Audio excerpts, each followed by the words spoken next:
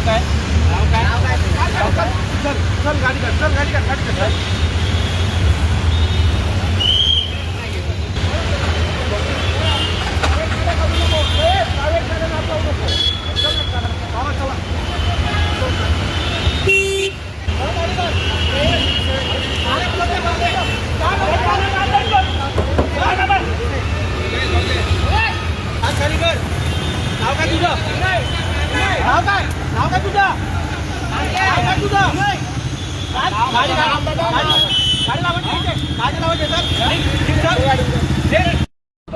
जागा आहे गाड्या लावायची पार्किंगला आणि ज्या पद्धतीने तुम्ही बसताय त्या पद्धतीने तुम्ही तुमचा अरेरावीपणा पुन्हा दाखवताय.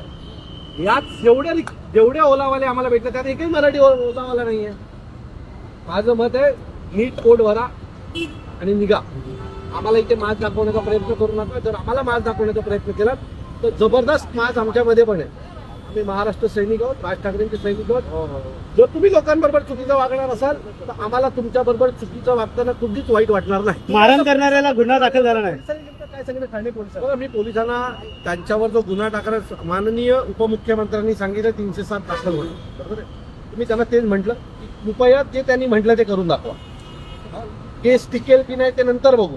पण आता त्यांना एक भीती बसली पाहिजे की जर अशा प्रकारची कुठलीही घटना आम्ही केली तर आमच्यावर कायद्याचा बडगा बसतो हे दाखवण्याची एक चांगली संधी आहे. कारण जे तुम्ही जर बघाल तर त्या दिवशी जामीन नाक्याला झालेल्या घटनेत आरोपींना अटकच नाही केली. त्या दुसऱ्या दिवशी पुन्हा तिथे होते.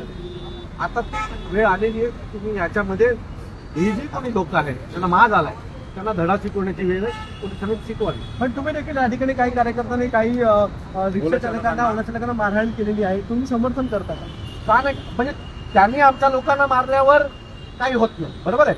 आम्ही मारल्यावर लगेच त्याचं समर्थन होणार की नाही याच्यावर प्रश्नचिन्ह उचललं जातं. वा रे वा, असं कसं होईल? एका वृद्ध माणसाला 80-85 वर्षाला माणसाला दगड टाकले पाहिजे त्याला लाज नाही वाटली.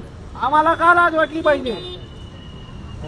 आणि मग यातनं एक प्रवृत्ती तयार होते ज्यांना जागेवरच ठेचलं पाहिजे. काय व्हायचं? आता परिवहन मंत्री म्हणतात की कुठेतरी त्यांना सूट दिलेली आहे मराठी शिकण्यासाठी. माझं मत आहे की जे लोक 15-15 वर्ष राहून मराठी शिकले नाहीत ना ते तुम्ही 2 धडे शिकवून काय शिकणार नाही. ज्याला मराठी येते त्याच्याकडेच परमिट राहील. हा नियम लागू करावा तरच काहीतरी होईल. नाही तर अशा घटना रोज घडतात. राजसाहेबांनी काय उत्तर आलं का ठाण्यात या संदर्भात? मला आदरणीय साहेबांचा कॉल आला होता. ज्या व्यक्तीला मारलं त्याची चौकशी केली, विचारपूस केली आणि हे जे कोणी आहेत त्यांना योग्य तो धडा शिकवण्याची जी काही साहेबांची शैली आहे ते आम्हाला सांगितलं आणि तो ज्याने केलाय त्याला आम्ही